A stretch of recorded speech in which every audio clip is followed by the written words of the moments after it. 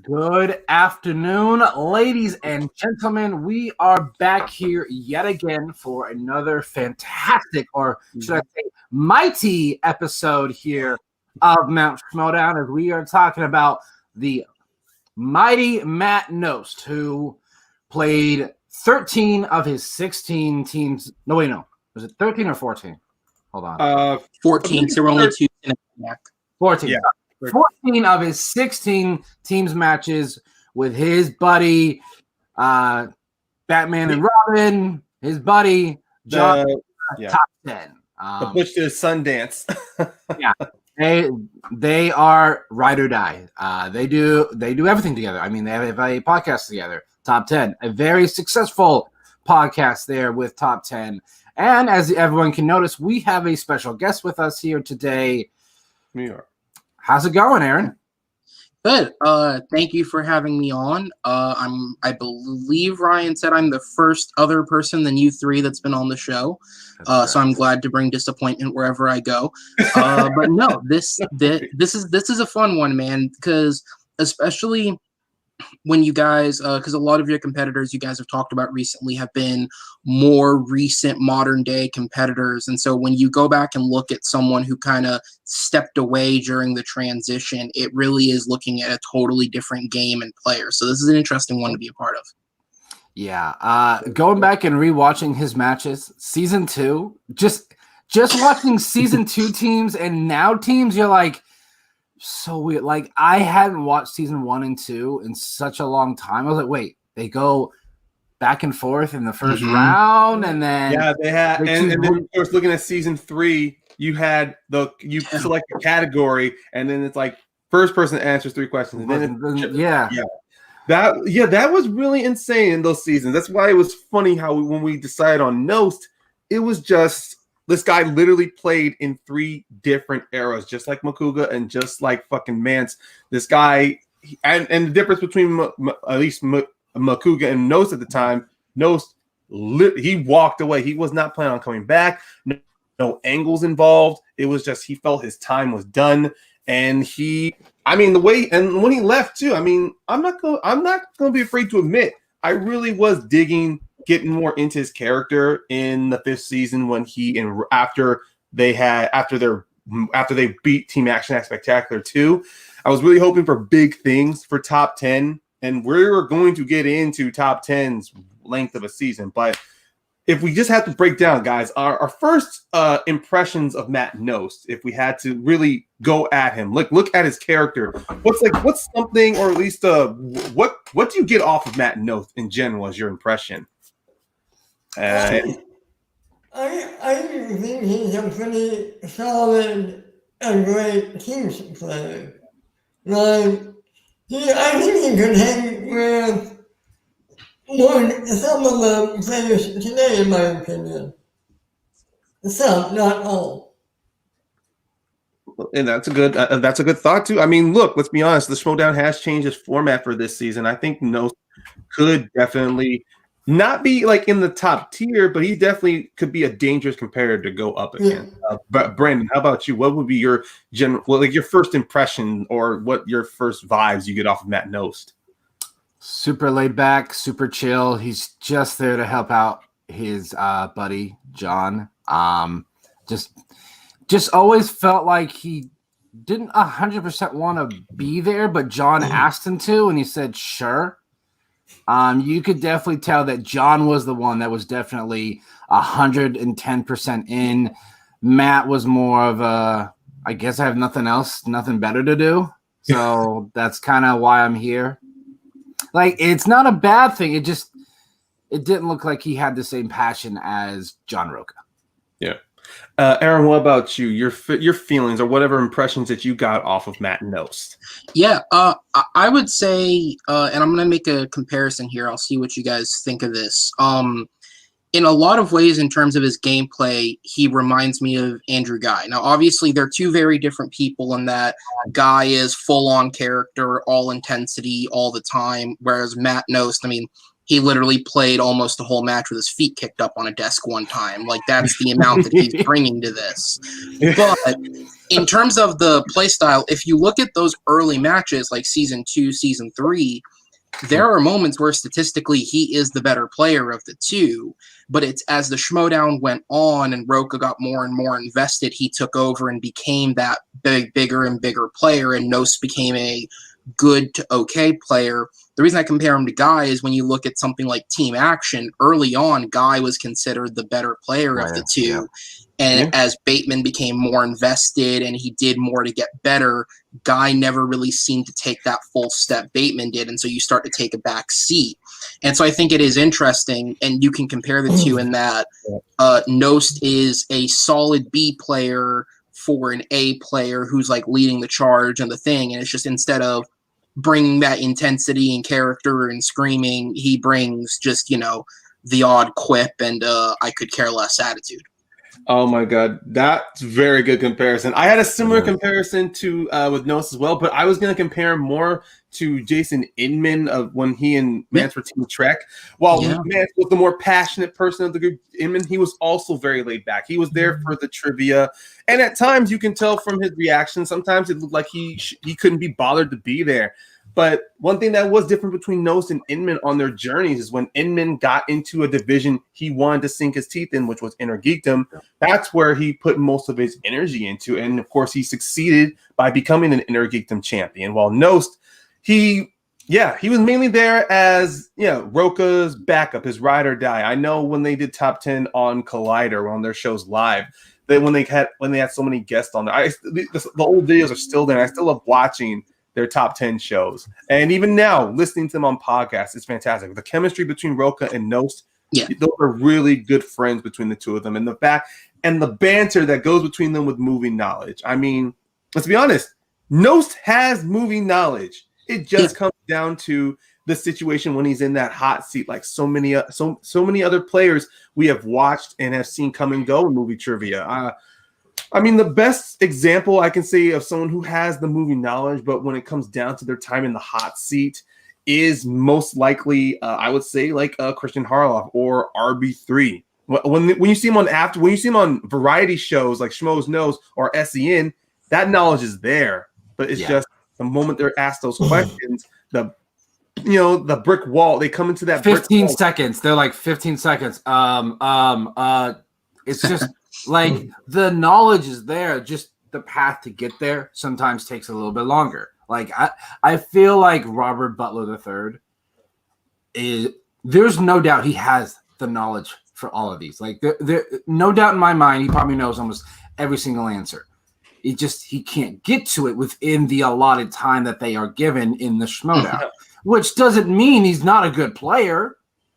Like, he has the knowledge. Like, it's just the way that the Schmoedown is it's not necessarily who has all the knowledge, who has the best skill set to get to that knowledge in the quickest amount of time.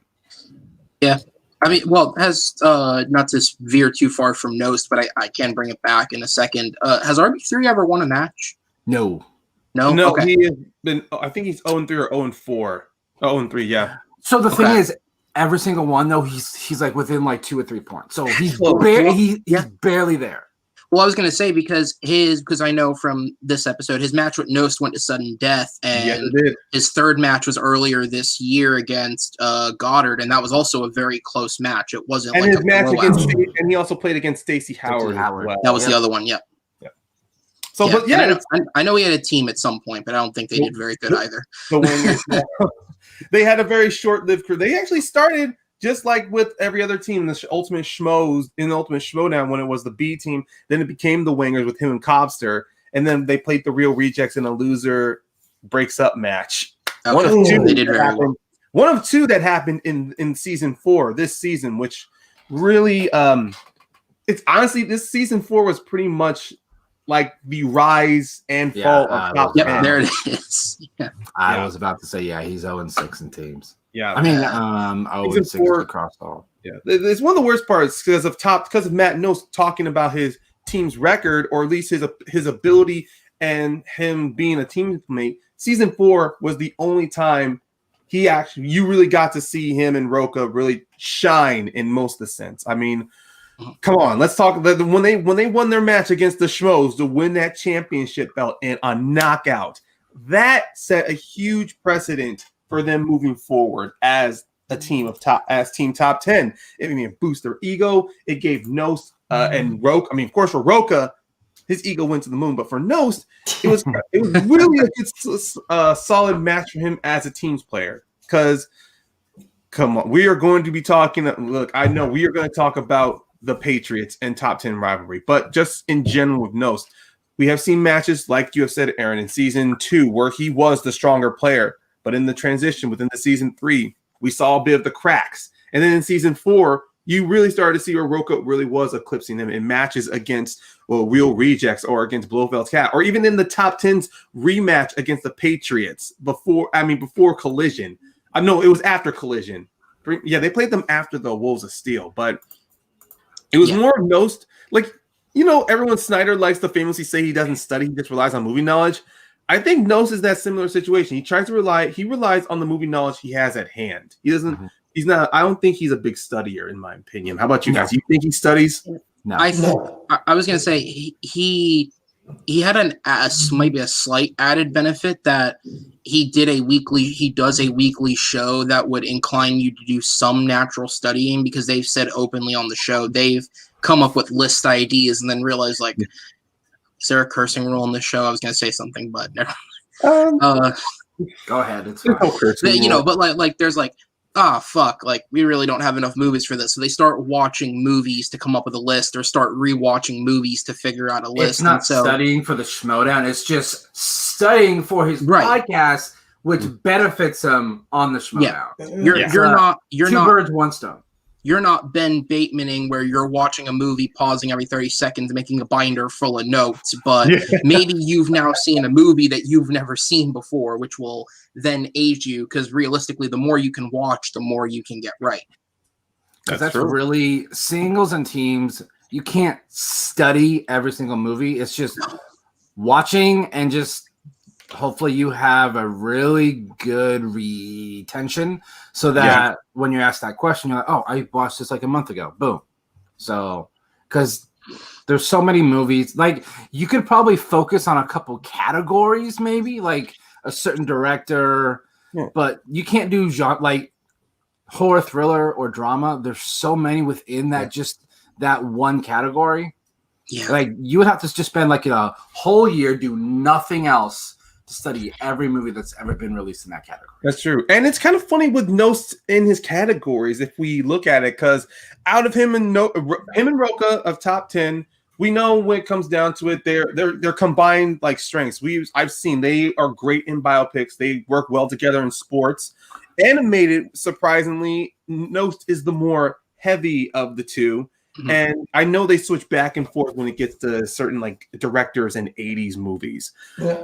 And even in their matches, I think they've never gotten Spinner's Choice before. They've been given biopics, they've been given sports, comedy movies, Disney, surprisingly, which normally cripples most other teams. But in their match against the Schmoes that got them, their second match against the Schmoes when they got Disney, it was more of a situation where you thought they would dominate. But it was just weird. Their matches against the Schmoes were the first one, knockout. But then the second time, that was top 10's match to lose, because when they went in, the Schmoes were ahead by 3-4 points, and it was just going they were ahead by points. 3? Yeah. Sorry, I was calculating the scores on my notebook. 19 was the score after round 2. Yeah. And it was going back and forth between them. They got the top 10 got their 10. They got their 2 in biopics, and the Schmoes got theirs in coming of age. They missed their 3-pointers. Amazingly, top 10 misses theirs in Star Wars. You could just see Roka just like, ah! He's like, I want to answer this. But I think that was Knost category, which that he took. Yeah. But that's why Roka was just like about to explode. He's like, Star Wars, come on! Oh my god, it was hilarious. And I think that match against the Schmoes, their second match, I think that was finally the time they implemented the bonus question, or the bonus question was still was brand new added into the Schmoedown during season 4, because when they fought against, because in season 4 it was still the whole situation to where it's three categories, but then they were slowly transitioning to the whiteboards, and we had not seen the implementation of the bonus question. So it was really amazing to see how that happened. I mean, of course, nobody got a perfect round there, so we didn't get to see it happen. I can't. I was going to say, because which one against the Patriots? If it was the first one or the second one, Snyder got a perfect round, so he got. I think it was the second one. It would have been the second one. It was the second one. One of the things I did when I was watching was I kind of made note of how many questions he was getting right, just to see if there was a consistency basis. Their second Schmoes match was the first match top 10 played with the 8-question format. So the first Patriots match had the 3 questions as well. Yeah. It was the top 10 Patriots second match. Snyder went perfect in every category, but he missed his bonus question. And you know what? I was watching that, and I'm like, "Oh, he's so close!" Oh God, yes. They both Spider-Man 2. No, it's Spider. It's the one about Nickelback. Nickelback had a song in Hero 4. There's something about those movies that messes up the players. You know, even either that or Don't Tell Peter with smacks. The Titans. Let's Remember the Titans. I think Spider-Man is the poison cat, is the poison movie for people to get. For sure. And I have to admit, I also took note of some good wits, and Ken Knapsack, who is just amazing beyond the disc, had some great comebacks on both. Had some great one-liners on both those 3-pointers. When Knost missed Star Wars, he says, "I may not have kissed a woman, but I knew the answer." And then Knost's great response was like, You think that's related? And then of course when Ellis missed that 3-pointer, oh my God, it was so good. I can't believe I forgot, but he said the only time in history Nickelback has been this important. It's this situation. But even then, that was still a fun match. Like, that's the one thing when Knost plays against people. I mean, sure, other than the Patriots, it's very serious. But when, in his singles matches against Dewberry, against Rb3, against even Snyder and Dagnito, they were still fun matches to where it looked very competitive, despite his misses in some questions. It always still remained very competitive. So while some will think of him not as an A-level top-tier player, I think he is somewhere within a B tier to where you will get a good match against him, but it just depends on what Knost you're going to get, because his first match against Dewberry, man, that was brutal. That was rough. Yeah, those were, like, people complain about the difficulty of questions now. Go back and watch some old matches, especially because, you know, now there's a team. There were some where you're like, oh gosh. Yeah, there's like there was no consistency is really what the problem is. You would go from one question which one of the things I don't miss in the digital era, you would hear the entire audience groan and moan about a question because it seems so easy. And then the next question, it'd be like, what the fuck? This is a 2-pointer? Really? Oh, all right, sure. There was so many of that with Broca and Knost. Like their match against Blofeld when they had that 5-pointer in rom-coms. Wait, no, that's Real Rejects I'm thinking of. Yeah, 80s movies. What's the movie that starred that 1987 movie sci-fi film starring Meg Ryan, Dennis Quaid? I forgot the other one. It was Inner Space. And their reaction, that's a 5-pointer? And then their 5-pointer was in movie characters. You know, that was just those situations to where, yeah. I mean, I really don't miss that with the crowd. And even now with the digital ace, people, even in the live chat amongst everyone, the fans, they're going, that's a 5-pointer? That's so easy. How could you miss that? Guys. Yeah, but I don't have to hear the physical noise, so it's all right. I'm going to say this. Watching these old matches made me really miss studio matches. Hopefully we get them back next year. True. Studio matches are great. But we do know next year we are not getting any digital teams matches. And I'm like, thank you, Christian. Like, I'm grateful that we got them, but they're way too long now. Like, they're so long. Like, they're like oh man, they get ridiculously long because they have to move people out of the mainstream, put them in that like separate stream, and then once they're in there, okay, we're good. And then they bring them back. It's just, and the managers were the only one that had to remain behind while they said the questions. And while I understand it's to prevent, because I know, of course, with digital streams, someone's put in the background, the host of the stream can still hear them talking, so it would be very difficult for him for Christian or Mark in a situation to navigate that. But even then, we have seen with the managers in the background, whenever there's questions where it looked like it was challengeable or not the exact right answer, it was a situation where a manager just couldn't be able to comment on that because they're not as invested into the trivia as the team that they're representing, which is why I see that as a positive to where Christian is only going back to, whenever he can, do studio-only teams matches. At least this way, it's a better controlled environment. He can be able to practice, especially in studio environments. He can practice a safe distance when they are allowed back in. And I do agree one thing with the getting rid of the digital teams tournament. Sometimes the link is a little frustrating, especially with team players especially with Wi-Fi issues, because we've seen with Shazam, Brendan Meyer, he had, of course, the constant issues with his Wi-Fi. And I know it didn't happen a lot, but I know that one thing's for sure, if we ever do I don't know if Spectacular is going to be all digital matches. But if we did have digital matches, last thing I want is have an intense battle between Shazam and whoever the winner is of the teams tournament, and then Brendan just drops out to where Bibbs is all alone.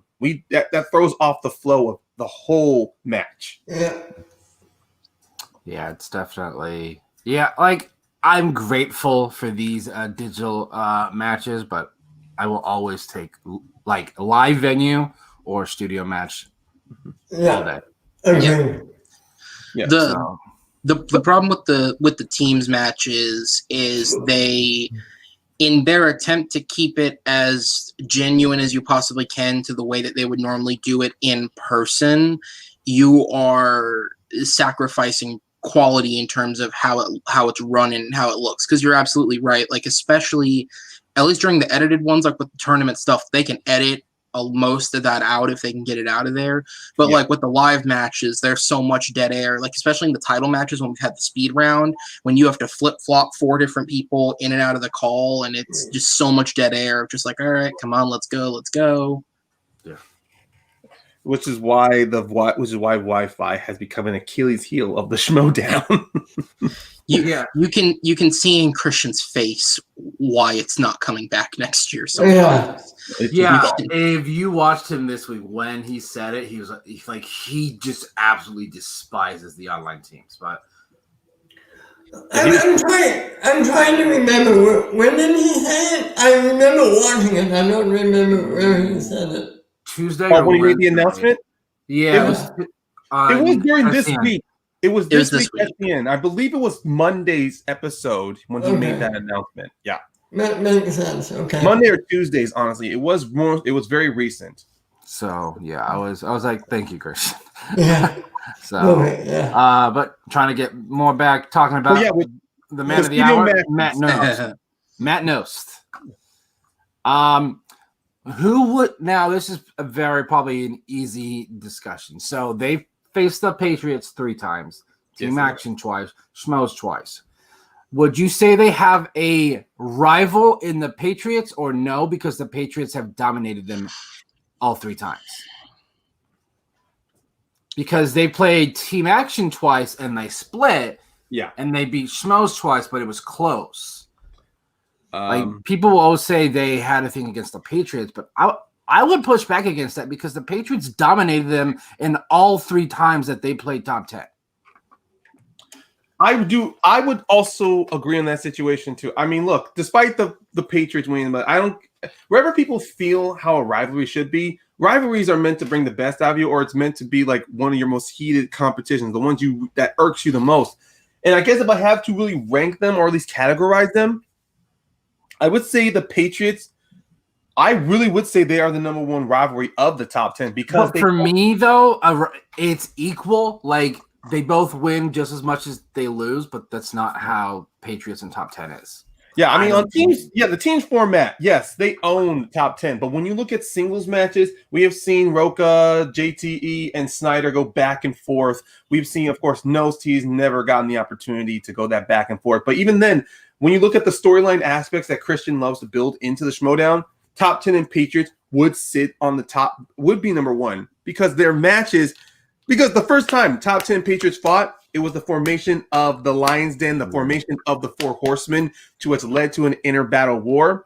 The second time they fought them, it was like the beginning of the end, honestly, because later afterwards, Robert Burnett left them, and then Bibiani left them. And then when they played them again, it was they were fresh off of their win against Team Action at Spectacular, and they had just made a new top 10 record against Top That. So it was pretty much like top 10 were at the height. They were not only back, but they had resharpened and refocused themselves. But then, of course, we get into top 10 Patriots 3. What happens? Betting round. We get the dreaded question that will now follow Roca until his retirement, like Bespin, but it's a damn second close, and that is Jane Fonda.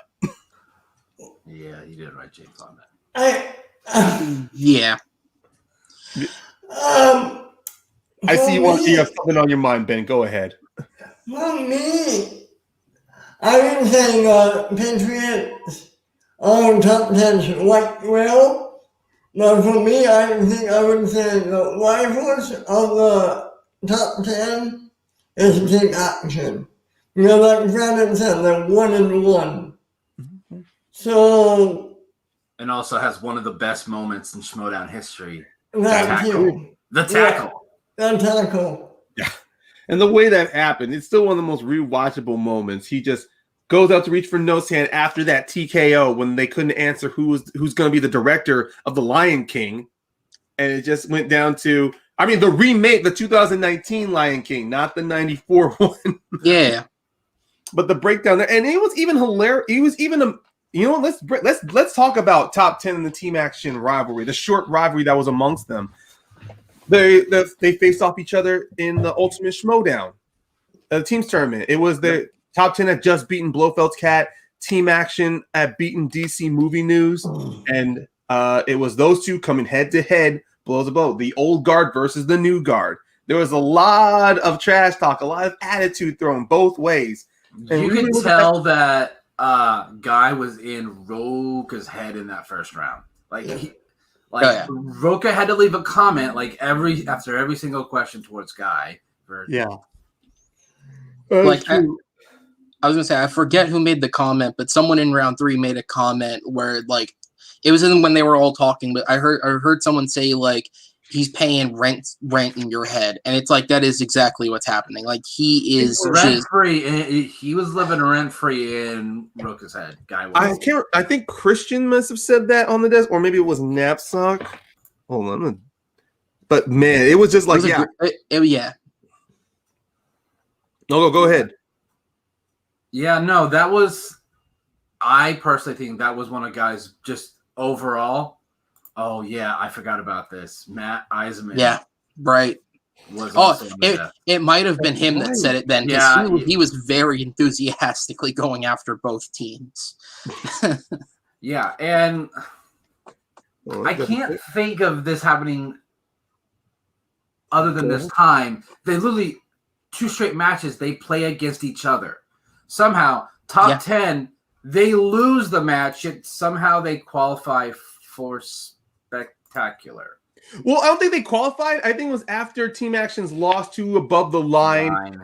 They were annoying them into a match where Bateman pretty much it was a stipulation match that happened. If Team Action won, they get an opportunity for a number 1 contendership shot at the championships. If top 10 lost, they would have to break up. It was one of those matches. Yeah, it was one of those. Other than the Commissioner Bowl, it was one of those matches where there were stakes involved. Yeah.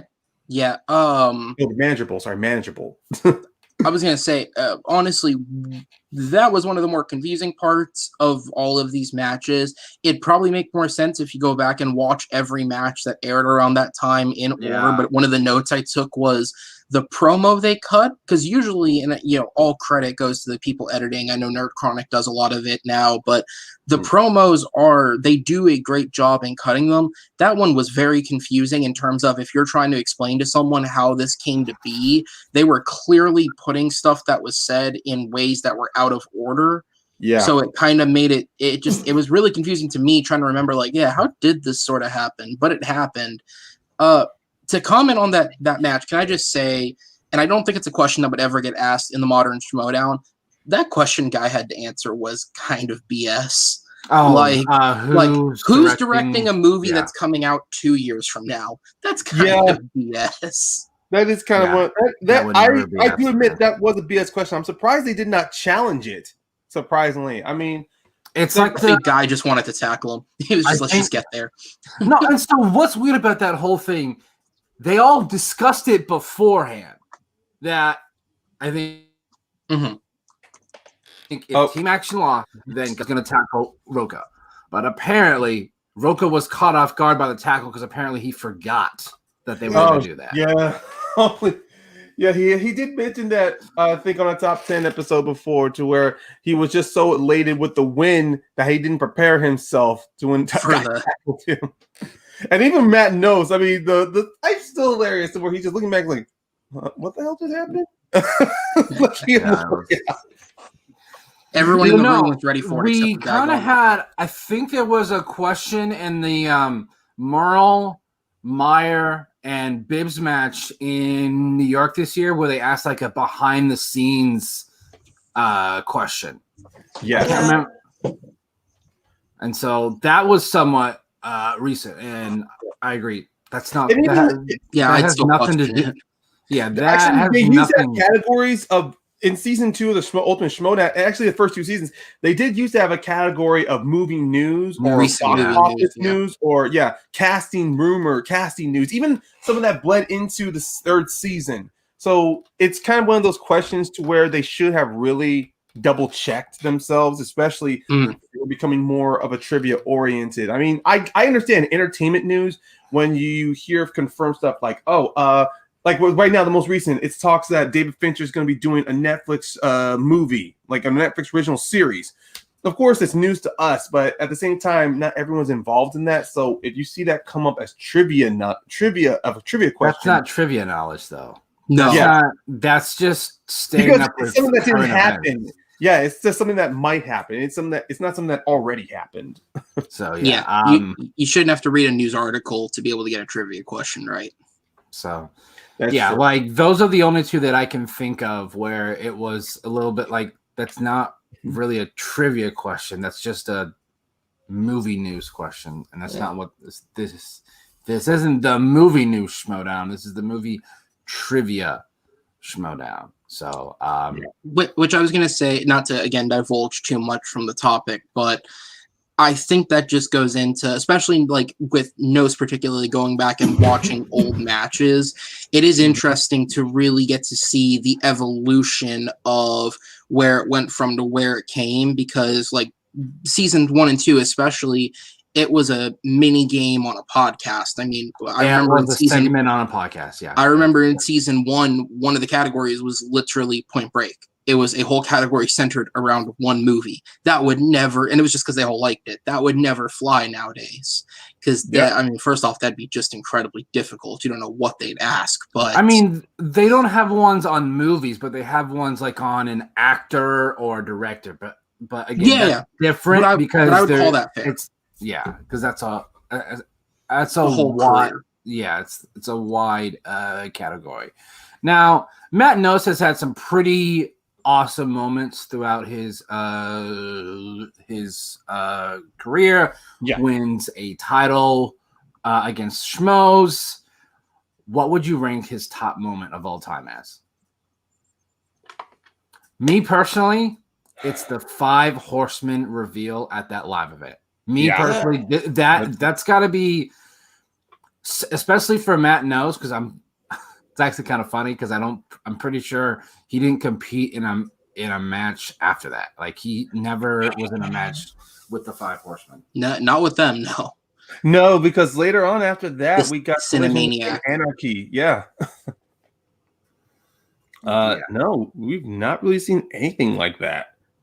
But like, it's literally hands down for me one of the, like, literally it is a top 5 Schmoedown ever moment. Like just the way that it worked with the music and the reveal that Dan Murrell was back, like that was a pretty epic moment. And for me, Matt Knost is there. He's involved with the Five Horsemen at that reveal. So for me, that counts as a Matt Knost amazing moment. Yeah, and he has shown support. Like he during even when the Horsemen had their matches, he was there in support, like in the background. Yeah, but it was funny. Oh, go ahead, Ben. No. No, just doing the 5 reveal. Yeah. It is weird just because you bring up the Five Horsemen. It is weird to think about how like that is for almost everyone. I'd say probably one of the biggest kind of more leaning towards the theatric side influential moments of the Schmoedown, and how little that group actually did anything together because Knost never played again, Inman never played, and obviously Dan and Roca were kept together, but then Riley got put with Ben, and so that automatically changes the dynamic of everything. Yeah, it was one of the biggest, like, just ultra highs that nothing ever. Because like you said, like they never really got the Five Horsemen or that version of the Five Horsemen never became a thing because we got Roca, Dan, Bateman, Riley, and Dagnito. They then became the Five Horsemen, which in turn became the Finstock Exchange. Right. Yeah. Which in turn became Schmoedown Family Drama. Yeah. And actually the Five Horsemen, it is kind of one of the more disappointing factions of that year. I mean, at least for season 5 as we count. Because Christian really he has said constantly he had plans for that faction. It was meant to be the next super mega group. I mean, because at the time, the Lions Den was still a thing, and and of course we had the 5 Club just really there on the horizon. I feel like he was setting a course for the 5 Club and the 5 Horsemen to become the new 4 Horsemen and Lions Club, basically. Yeah, it just didn't work out that way for him. I think it was around that year Christian really did see a big thing on factions, which is why he had during that season 5. I mean, you had Lions Den, you had 5 Club starting, you had Jay Washington with the Viper Squad. I mean, even if you were not part of a faction, before Mike left, there was the League until he took a big Thor hammer and broke that shit. If you really think about it, the Horseman reveal really started a snowball on factions.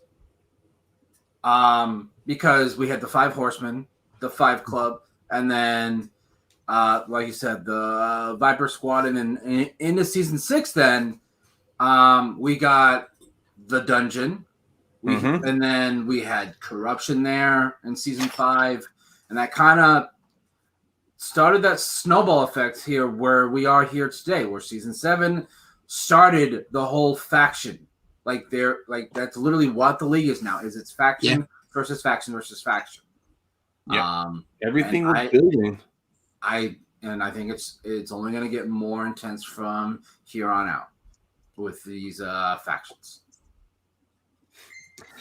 I mean, of course. I mean, who else is going to see exactly how? Yeah, Brian, that's correct. Season 6 also had the formation of the family too, which was so that the importance of factions were there, and especially having a group, because if we look at the idea of a faction, or at least being in a team in general, teams and factions gave you more opportunities to play trivia matches, whether if it was singles or not. I mean, sure. No 6 singles matches only, but then he got to play so many teams matches with Roca in top 10, and then of course an Anarchy came. The fact that he was a good player showed. I mean, his chemistry with Bibiani. That's kind of like my favorite example of 2 very combative personalities becoming a team. And just the fact that Bibbs and Knost made this a real, I mean, sure, we have the odd couple, but Knost and Bibbs was a real odd couple. Two very, very different personalities we saw in their first match, Cinemaniacs going up against Franchise Force. You have Bibbs, who just won the singles championship. Emma was drafted to be their manager. And you see the promo, how Matt and Bibbs keep arguing back and forth. And even with the entrances, how Bibbs was great on entrances. And then, of course, you have that gif of just Matt just doing a soft little... just a little dance, yeah. A little jig while he's coming out there. It's hilarious. I was going to say, Brian, I saw the comment pop up. I'm pretty sure the comment Brian put happened in... the one against Who's the Boss, which would have been Matt's finals match, which was the good one, where I think it was Ben made some quip and he just kind of looks at him and just goes, "Good one, man." Yeah, Leo, I definitely caught that reference that Bibbs and Emma were dressed as the Animaniacs. It was so fucking good. And it was, and honestly, I liked it was even better. It played into some nice meta humor, but also some good character play to where it sticks to Knost's character. He just doesn't gel with others. I mean, he does his own thing. No. He gels with one other person, and that's John Roca. Yeah, John Roca. And hold on, let's talk about top 10. Like the dynamic between them. I know we've gone back and forth with them, but Roca and Knost. If it wasn't for Roca and Dan becoming the founding fathers, would we have seen top 10 come back? Like, let's say Roca and Dan decided to split their ways after the loss of Corruption. Would we have seen Knost and Roca play in season 6? I don't know. Maybe. No. I think the thing is with Knost, I'm pretty sure if Roca really asked him to, I think Knost would come back. Yeah. And now that you brought that up, that got me thinking. So, spoilers here for anyone that has not watched yesterday's match. I'll give you guys about 5-10 seconds here. Yeah. For the final exam and the Founding Fathers. Once my hands go down, we're going to be talking about spoilers. And now. So, Founding Fathers lost. This could be an opportunity to break up the Founding Fathers. Knost never retired. He's not involved. Nope. Knost could then be put into the draft. Maybe he gets drafted the same faction as Roca, and we get a reunion of top 10. I'm not saying it's out of the question. I just don't. It's an interesting thought to think about. Just because I know Knost will only come back to play with Roca, and Roca has said that he only wants to play with Dan. But I feel like he would play with Knost, and I feel like that's the only way to get Roca in teams is if he doesn't play with Dan, he plays with Knost.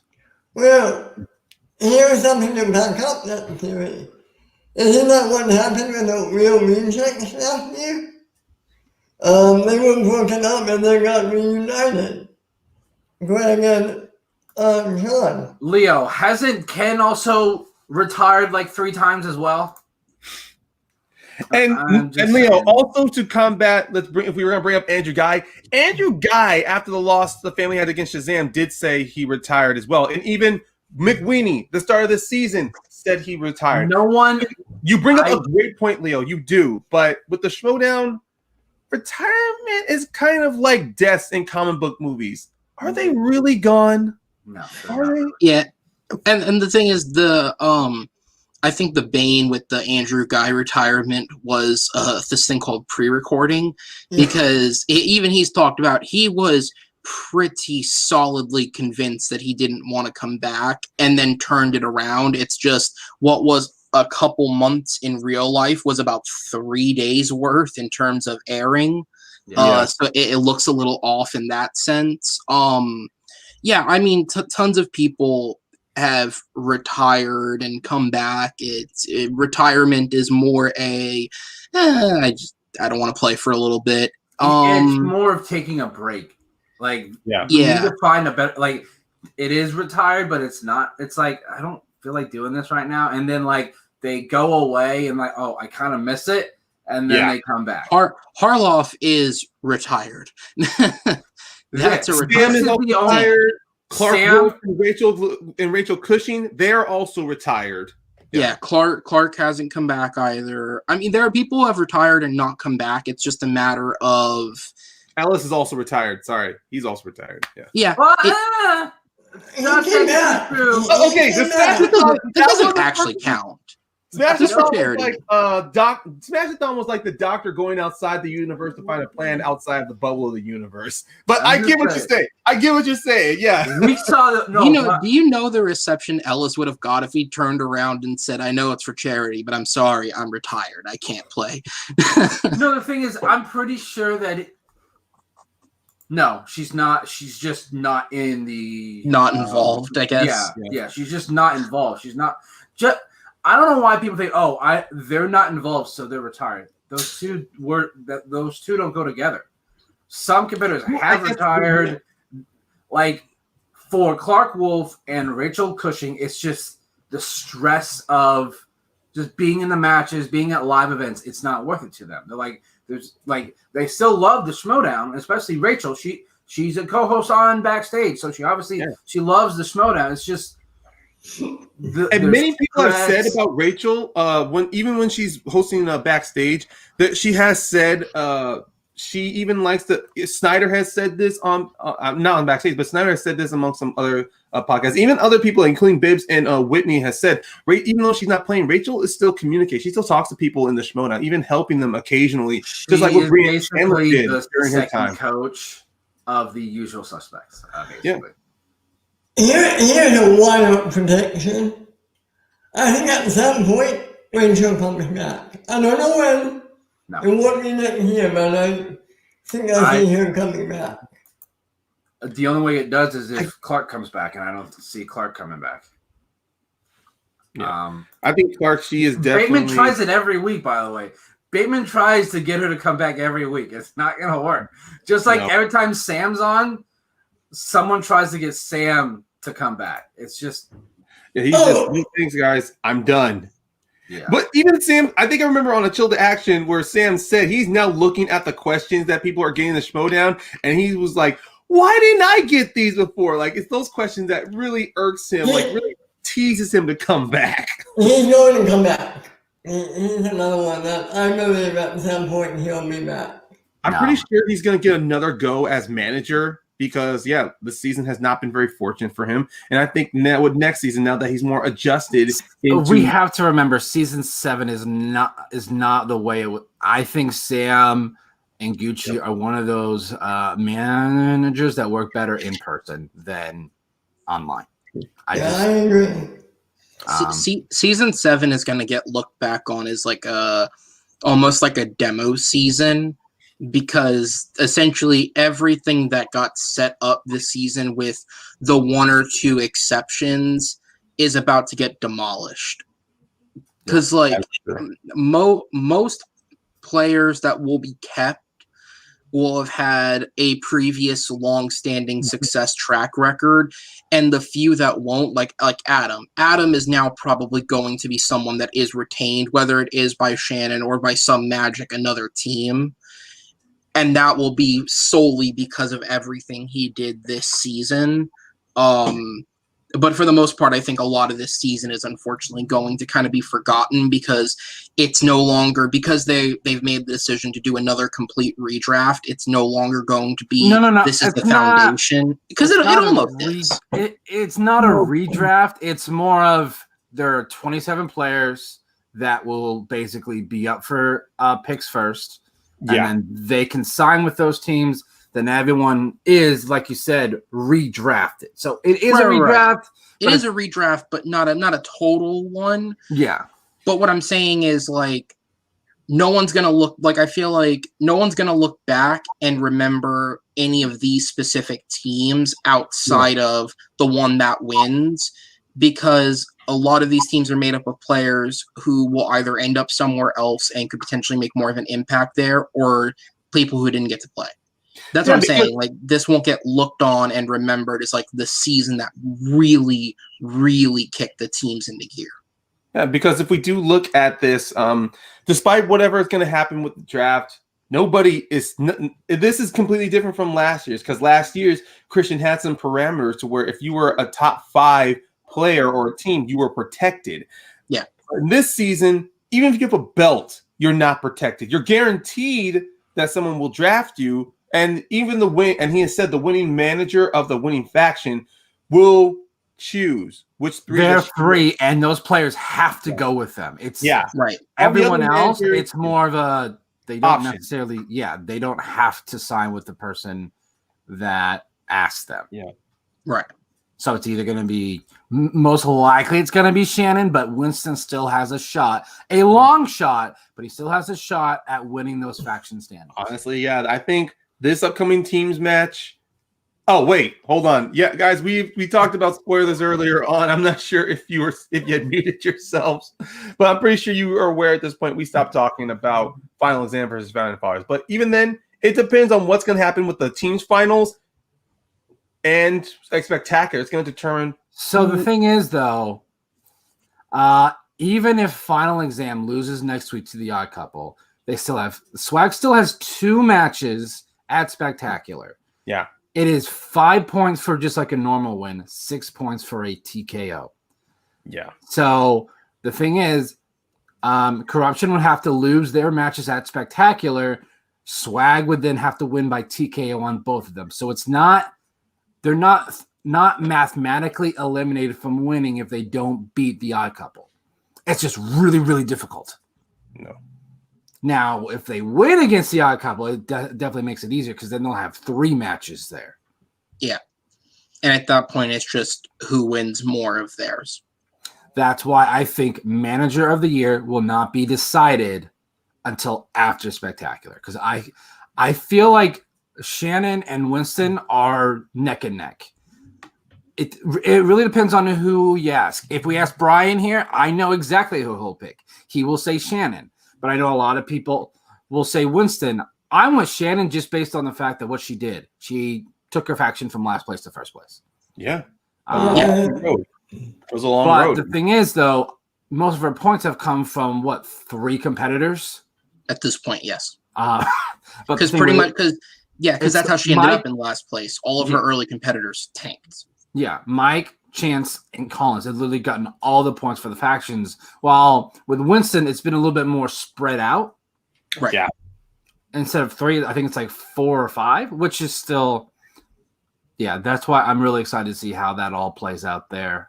We kind of got a little bit off topic here, talking about more current stuff. But it's okay. I mean, it was just kind of like I kind of started that domino by talking about if Knost was going to be in season 6, because let's really, really rewind back. I mean, Knost as a team player, if we look at what characteristics or what we wanted to see to find someone as a team player, of course, obviously they needed to have the knowledge. They need to be trustworthy to really have your back in a match, and at the same time, vice versa, have them trust you in order to carry them through. And also, no matter what happens, they're going to stay with you through thick and thin. And Matt Knost has shown that with Roka, despite their wins or their losses, especially their losses. Knost is there to pick up Roka, reminding him he shares the weight. So where Roka, in most of his losses, he's always putting that blame on himself. But Knost counteracts that by telling him, no, this wasn't on you. I also took some of the hits as well. The blame's also on me, especially in their promo against Real Rejects. When they lost the top 10, Knost was there to make sure that Roka was not dragging himself down. And even the same, when they lost the team belts, Knost was making sure that Roka is not kicking himself in the back. Sure, they will later on when the interview and everything's done. But Knost is that kind of guy to say, no matter what happens, I got you. Like, pretty much, he is the Bucky to Roka, Steve Rogers. He's with him to the end of the line. I'm with you to the end of the line. Not an old man joke at Roka. So, any parting thoughts today for you here, Aaron? On Matt? Yeah, I think it's, when you look at his overall career, it's one of those where he's a player that had some bright moments, but I think he's someone that would be thought of and remembered more for the entertainment factor than necessarily the gameplay. I do think it's interesting when you look at them as a team. If things had shaken out a little different in the Schmoedown, where would they have gone? Because their overall record was 9-5 when they officially stopped being a team. But if you take out those 3 Patriots matches, which they got beat 3 times by them, their record becomes 9-2, which is a much more respective record. So it's an interesting thing to look at, as if, let's say, the Patriots never existed, how much more success could they have found? Because clearly that was just the bane of their it was just the bane. And it's funny enough, JTE was on another one of those teams that beat them in Box Office Breakdown. That's a 4th loss for them. Because Dagnino did an amazing pull on that final question. Yeah, he's a solid player. Personally, because you were talking about would he come back, I don't think he'll ever come back. Simply because I don't think, just based off of who he seems to be as a person, and I just saw Leo's comment, he is right. Statistically, which is funny, Knost's final singles match is far and away statistically his best match. So he was getting better by the time he retired. I don't know if he'd 100% put in all the work that everyone is putting in now to be at the level they're at. Like when you hear what Adam Collins did prior to playing in the Schmoedown, I think Knost would just scoff at it and go, really? They're doing that now to play in this?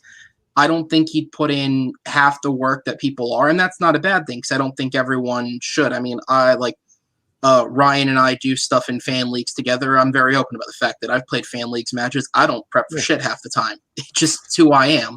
I'm the same way. I'm like, I should prep for this, but I'm like, I don't want to. I'll get lucky and I'll get things that I. Yeah, I'll be like the first couple of weeks. I'm note taking or I'm rewatching movies, but then the closer and closer it gets to a match, I'm like, oh my god, I should at least watch this before we start. I'm like, no, this is not going to happen. And then guess what happens? But yeah, so statistics wise, I mean, really, let's take a look at his statistics before we finish up. I mean, what his strongest category, I would say, is sports and animated, and he. Regarding that, from the matches I ever watched, he is somewhere within like the 80%, like 70% when it comes to hitting those categories.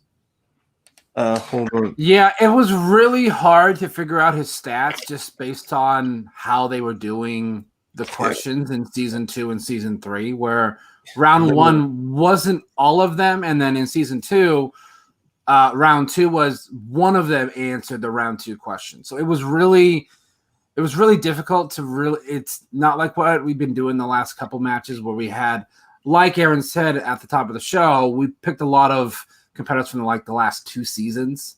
So it's the current version of the Schmoedown. So it was really this is difficult to compile the stats because, like you said, he was in the Schmoedown in 3 separate eras. It was the segment on a podcast era, the season 3, halfway through season 4, just somewhat like this season, and then we got to the whiteboard with the JTEs, and then challenges.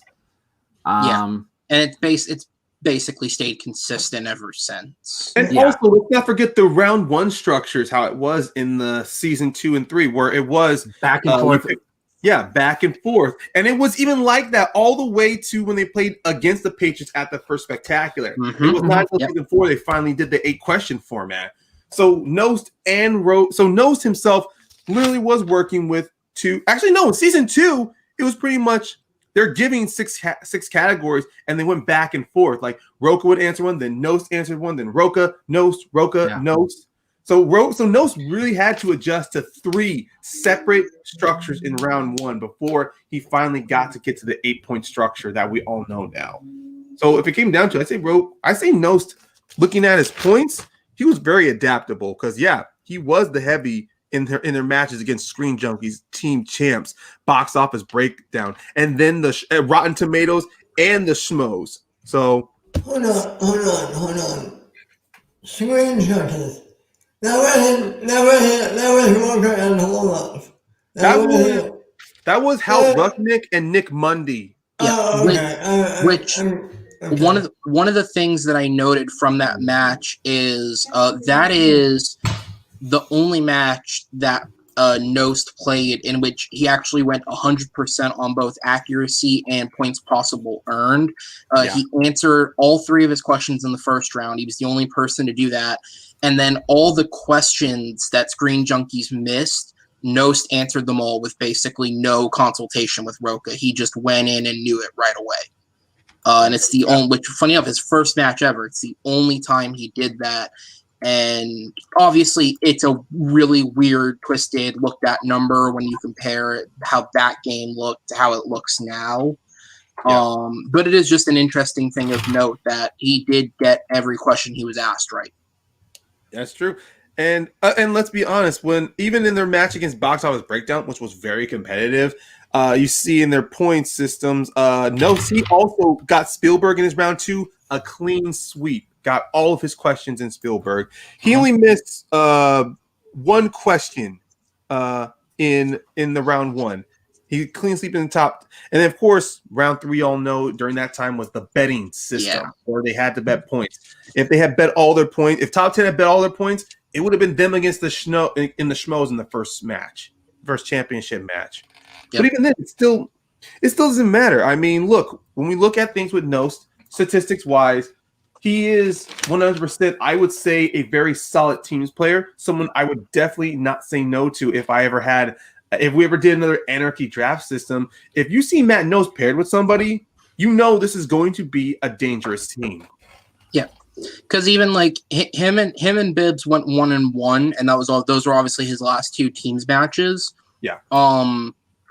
But in both of those matches, they both scored over 20 points, I believe, in both those matches. So it's not like they lost in some sort of like, schmucky way. The other thing I noted, I don't know when you guys want to wrap up, but the other thing I noted, which is interesting, is throughout his entire career, Knost only had, in terms of the modern game, he only ever had 1 perfect round in which he went 9 for 9 versus top that. Even in singles, he was consistently always somewhere between 4 and 6 questions. He never got another perfect round. But rounds 2 and especially round 3 was where he would always come in clutch. He very rarely missed questions in round 3, which is something I find interesting because nowadays it seems like the focus of the game is, it's a contrast thing to where it's at now, right? Nowadays, people are so focused on get the perfect round, get all your points at the start of the game, so you don't have to answer questions at the end. Whereas he would always, go mediocre at the start of the game, but would start to pick up when it would get more specialized in terms of the categories, and that's where he was getting most of his points. It's just interesting to look at when you see where the game's gone versus how he approached it, and it kind of does make sense why he stepped away when he did. Yeah, definitely. I can't think of no better way to close that. Yeah, it's not about how you play the game, but how you approach it. Any final thoughts, Ben, Brandon, before we wrap it up? You guys basically said everything he had to say. I mean, he was great, and I'm so sorry he's gone. Yeah. I'm not gonna say I'm gonna stick with the idea, even though, like Aaron said, it's very unlikely that he comes back and is teamed up with John. Yeah. Just because if John doesn't play with Dan, I don't see Rocha being in teams unless Knost comes back. I don't see anyone being able. It's not that I don't think anyone would be good with John. I don't think anyone could handle being on a team with John. John is tough to deal with. I just, other than Knost and Dan, who would want to play with Rocha? That is putting it lightly, everybody. I mean, it might sound harsh, but it's true. I mean, Rocha, from his podcast, from his YouTube shows, he is a very strong person. He's a passionate person. He's very passionate, which is not a bad thing. It's just some people can't deal with it. Yeah. Now, I did bring this up earlier about Dan and Rocha splitting up. Then Dan would obviously be teamed up with someone else. Brian asked then, who would Dan be paired with? I saw this on the Facebook group, team up with Bateman. Yeah. I was like, that's not even fair. That's not even fair. That's not going to happen. Yeah. If Dan and Bateman are paired up, and that really depends, that's a big if, because let's say Vince Stock decides to pick up Dan, and then Dan says, and then for some reason Roka's not picked up for the 3. If Vince Stock decides to reach out to Ben and say, "Look, I know you don't like working with me, but you'll get to be teamed up with Dan Murrell," is that strong enough for Bateman to join, or if Bateman picked up by another manager, he tried to see let's initiate a trade to get Dan? I mean, the only issue now that I think about it with it, Bateman wants to be the number 1 player on a faction. And as long as he's on a faction with Dan, that's not going to happen. Even though last season Bateman was actually drafted ahead of Dan. Yeah, that's the downside of Bateman. I mean, unfortunately, that was one of the downsides of the Finstock exchange. Just so many egos involved. So much ego. Mainly the ego was Roka and Bateman, honestly. I mean, look, Riley and Dan definitely had their egos, but they were assured in their they were assured in who they were as players. They didn't have to worry about what happened. But yeah, I do admit it is a rough one. To me, if Dan was paired with somebody, I guess if I had to find someone who can be able to maybe Barbarian, maybe.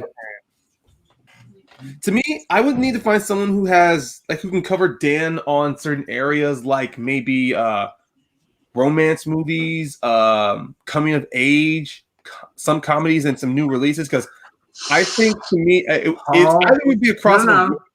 Paul Oyama. I like that. Yeah, Paul is a good. As soon as you said coming of age, I thought of Paul just like that. Yeah. Lon Harris. Lon, he and Dan have some previous work experience working together at Screen Junkie, so there was camaraderie between the two of them.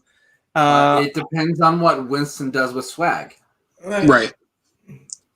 Final exam are essentially at the moment in a number 1 contendership position.